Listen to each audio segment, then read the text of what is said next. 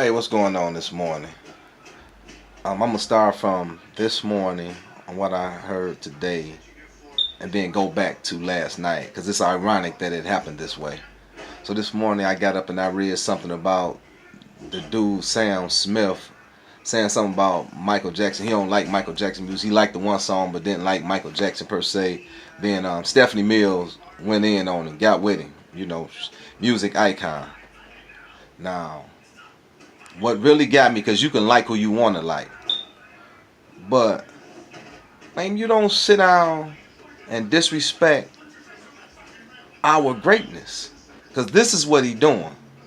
You make a hit record, or you make a record or two or whatever, and now you in the studio and you producing music, our music, a style that came from us. Now you finna utilize our music and turn around and get famous for it, and maybe even get riches for it. But you turn around and say you don't like our music royalty. He went straight up top of the food chain. You don't like our music royalty? Money? Mike Jackson? It's not on him. It's not his fault in my book.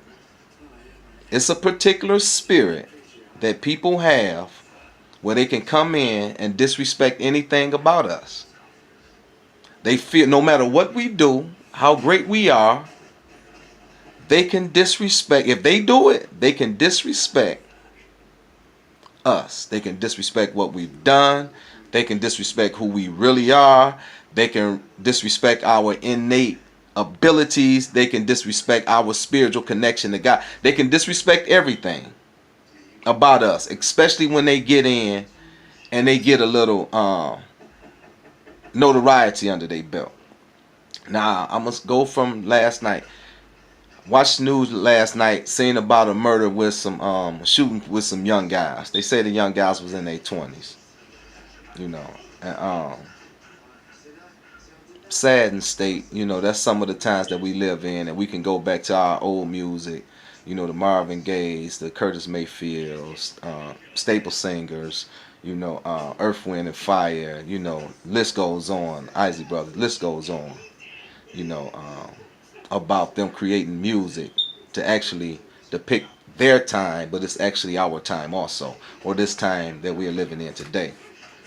So then I watched a couple of movies, documentaries. So I watched A Long Walk Home, which is about the Montgomery bus boycott. I watched the four little girls in Birmingham that got blew up in the church. And I watched a documentary of Ali, and the things he went through, and how they was, the induction into the war and all, the Vietnam War and all those things. And I watched these movies, and the other one was A Long Walk Home, which Whoopi played in, about the maid. But all these things and movies, now this is all in succession. I didn't plan on this to happen. That's not what I wanted to do last night. I had a meeting at the school. Meeting went well, so I was doing a little writing. I was trying to further and progress in the things that I was doing. But those are the movies I watched last night. And the thing that we don't transfer to our children enough, whereas you can have people like a Sam Smith jump in and disrespect our artistry, and again, our connection, spiritual connection to the Creator. Is we don't sit down and grab that spirit that went on back then, that made the Montgomery bus boycott actually move, the spirit of it, that actually made it move. We don't go back and grab that energy. We don't go back and grab that spirit and transfer that spirit to our children. And not just an informational type of way, but where we are guiding it. To let our children know we've been some places and we can help you guide your spirit on your journey through life. Because more than the events that took place, It's the spirit behind the event. Now, in the same token, if we got a spirit that's divinely connected, but we're being challenged at every stage by something.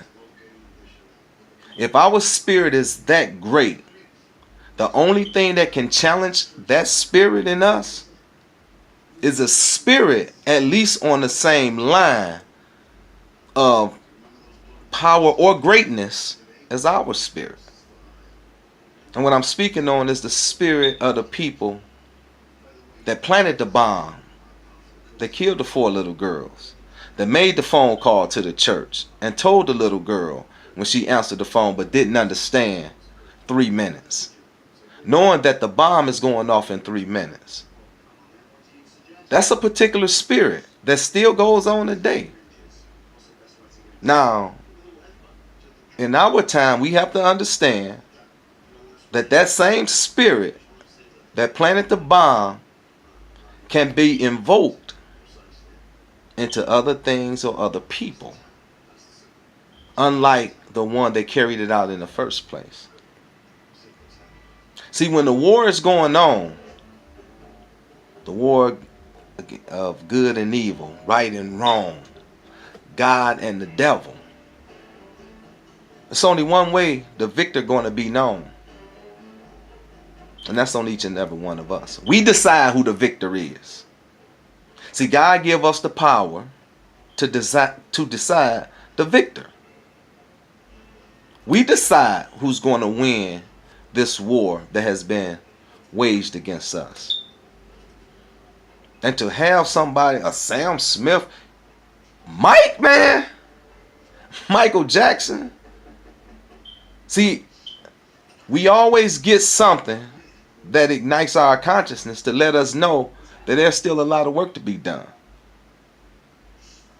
So what we have to do is we have to make sure our children understand our greatness. Understand it wasn't just the walk on Selma. It wasn't just that. It wasn't just the Civil Rights Act. It wasn't just that.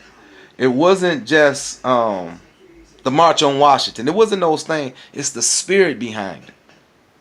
We need to teach them where they can connect when we showing them the movie. Let's get to the spirit of it. The true essence of it. Because this same spirit is in you. We need you to feel it so much that not only that it ignites a passion in you, but it wakes up your responsibility to know of your greatness, to know that you have something to do, to know that you have a purpose, and to lead a purpose-filled life. And a lot of these things that go on out here, how they can easily kill, man, a lot of it will stop. A lot of it will stop. Because we have to transfer, words do 3 things. Words save, create, and destroy. See, we have to understand too. It's easy to kill a nigga. Because a nigga have a depiction throughout history on both sides of the fence, whether it's Asiatic or European or so-called black or so-called white. Nigga have a depiction. Nigga have a spirit that people see, that conjure up when you say the word. Yes, I know now everybody, it's a term of endearment and all that, blah, blah, blah, blah, blah. I understand that. Okay, that's what you say and that's what you want to live with. Okay, I'm doing a lot. Okay, you can have that. That's what you want. Have it. I don't agree with it, but you can have that. But it's hard. It's easy to kill a nigga, but it's harder to kill a brother. And case in point, when I was locked up, I think I was in either McKean or Milan. McKean, Pennsylvania, or Milan, Michigan. So I was walking in the chow hall. When you walk into chow hall in the noon hours, because it's a lot of administrators there, they stand out where you can supposed to be able to talk to them and air your concerns out. So they were standing up, you know, and they have a lot of more guards there than any other time. So I'm walking in the chow hall. So I'm behind two young brothers and talking. Now you're supposed to have your pants tucked in, and you're supposed to walk in for the most part presentable. So they had like oversized baggy clothes on, not necessarily sagging, but they had oversized baggy clothes on. Their shirt was like, they might have wore a large or extra large, but their shirt might have been like a 3X, you know, that type of thing. So they walked in the kitchen. They was walking together, and they was nigga, nigga, nigga, nigga, nigga, nigga, nigga. And every other word that they was talking about, they was nigga and was walking. So I'm walking right behind them.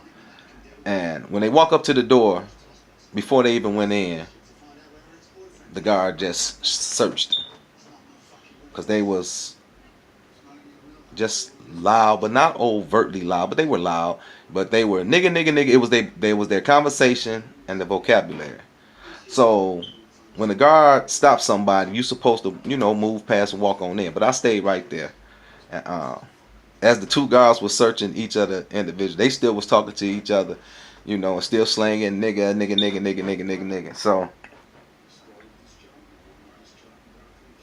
I walked in behind them. I stood behind them in line. You know, I had seen them, you know, I knew them, but it wasn't like a real personal relationship. But they knew who I was. I knew who they were. So I pulled up to the young brothers, and, you know, I said, man, let me speak to y'all for a minute. I said, man, do you understand why they just pulled you over and stopped you? Yeah, because they be messing with me, man. They do all this. So they went into all of the whole antics thing. I said, yeah. So I explained to them, too. I said, man, when you carrying yourself